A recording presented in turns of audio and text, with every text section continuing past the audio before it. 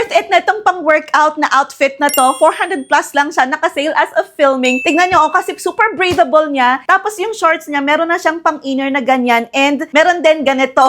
Kita nyo ba? Ayan o. So kapag gumalaw-galaw ka, pag nag-jogging ka, ganyan. Tapos pag gumalaw-galaw ka, hindi siya nakasagabal. As in, freely mong maigagalaw-galaw yung legs mo. Ganyan. Tapos yun yung likod niya oh. Kaya very breathable talaga itong mga pang-workout na to. Buti na lang tinry ko. Medium yung body frame ko, pero large yung kinuha ko. Kasi ayoko ng super sikip. Tapos ang laki kasi ng braso ko. And yung chan ko malaki. Kaya ganito. So ganito yung itsura niya, yung aking shorts na large dito sa aking medium na body frame. And look, diba? It's so maganda. Tapos as in, yung parang hindi siya super sikip sa akin na makakagalaw ako freely talaga kapag ka nag-workout ako, nag-run sa treadmill, ganyan. Diba napagod ba ako nagpakita? So wala lang, pinapakita ko lang sa inyo kasi super ganda. Nakita ko kasi ito nag-trend and sabi ko parang maganda nga siya. So, see. O, diba? Maganda naman talaga kasi nga meron siyang paganyan, oh. May shorts siyang parang cycling sa loob. Tapos, meron na rin siyang ganito. Madali mo siyang ganyan. Mag-exercise ka, madali mag-ganyan.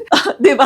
Singit ko lang, may side pocket pala to dito, oh. Ayan, no? So, saan kayo nakakita ng ganito na merong pocket na ganito sa 200 plus? Yung shorts, ha? 200 plus yung shorts. Kapag gusto nyo yung shorts lang, 200 plus naman din tong top. Kapag gusto nyo yung top lang. Pero pagka both, 400 plus, of course. So, if you want this, alam mo na, ilalagay ko lang sa yellow basket or sa comment section kung saan makakabili nito.